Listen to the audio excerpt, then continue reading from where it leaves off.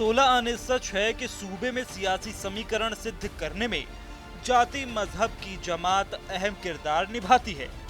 वहीं मुद्दा अगर मुस्लिम वोटों से जुड़ा हो तो मुकाबला और कड़ा हो जाता है। यूपी उपचुनाव के मैदान में भी मुसलमान पर घमासान होता दिख रहा है और ये घमासान शुरू हुआ है AIMIM वाले ओवैसी के ऐलान के बाद। हमारी बहन मोहतरमा पल्लवी पटेल साहिबा के साथ इस चुनाव में जाएंगे, लड़ेंगे। 2 सीट पर हम लड़ेंगे और बाकी सीट पर जो हमारी बहन पल्लवी पटेल तय करेगी वो लड़ेंगे, मगर हम लोग साथ मिलकर लड़ेंगे ये बाई इलेक्शन। दरअसल यूपी उपचुनाव में ओवैसी सपा के PDA के सामने PDM यानी पिछड़ा दलित मुस्लिम का फॉर्मूला अपनाया है। 9 सीटों के दंगल में ओवैसी ने मुस्लिम बहुल 2 सीटों पर अपने प्रत्याशी उतार दिए हैं। AIMIM ने कुंदरकी विधानसभा सीट से मोहम्मद वारिस और मीरापुर विधानसभा सीट पर अरशद राणा को उम्मीदवार बनाया है और ये वो सीट हैं जहां समाजवादी पार्टी और बसपा ने भी मुस्लिम उम्मीदवारों पर ही दांव खेला है। मीरापुर सीट पर तो सपा, बसपा और चंद्रशेखर की आसपा और AIMIM की ओर से मुस्लिम प्रत्याशी उतारे हैं। सपा ने पूर्व सांसद कादिर राणा की बहू सुंबुल राणा को प्रत्याशी बनाया है तो बसपा ने शाह नजर पर दांव लगाया है। चंद्रशेखर आजाद की आसपा ने जाहिद हुसैन को उम्मीदवार बनाया है और अब ओवैसी ने कांग्रेस से आए नेता अरशद राणा को उतार दिया है। कुंदरकी सीट पर भी मुस्लिम वोटों को लेकर ही कलाहुनी है क्योंकि सपा से पूर्व विधायक हाजी रिजवान के चुनाव लड़ने की चर्चाएं जोरों पर हैं, तो वहीं बसपा ने रफतुल्लाह को प्रत्याशी बनाया है।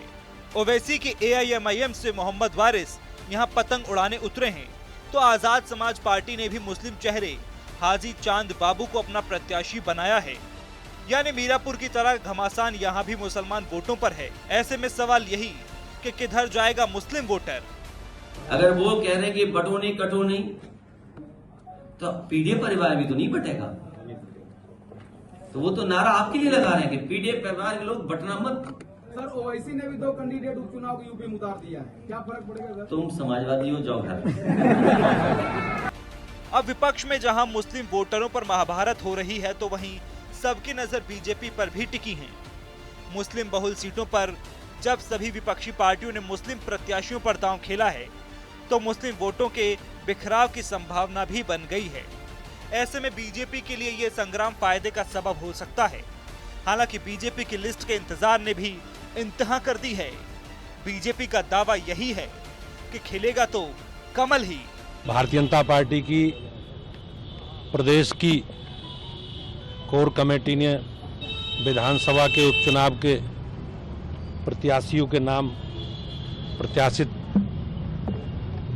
तय करके प्रस्तावित कर दिए हैं और मुझे उम्मीद है कि पार्टी की केंद्रीय चुनाव समिति का भी अनुमोदन मिल गया है और जल्दी हम लोग पार्टी के प्रत्याशी घोषित करके पूरी ताकत के साथ विधानसभा के उपचुनाव में जाएंगे। बहरहाल मुस्लिम बहुल सीटों पर सपा की जीत का आधार मुस्लिम वोटर ही हैं। ऐसे में ओवैसी के ऐलान ने नया घमासान मचा दिया है। वहीं मायावती से लेकर चंद्रशेखर आजाद तक सभी मुस्लिम वोटों को ही साधने में लगे हैं, लेकिन असली लड़ाई ओवैसी और अखिलेश में ही होती दिख रही है। ऐसे में सवाल यही है कि ओवैसी ने जो चला है दांव, क्या अखिलेश यादव को देगा तनाव?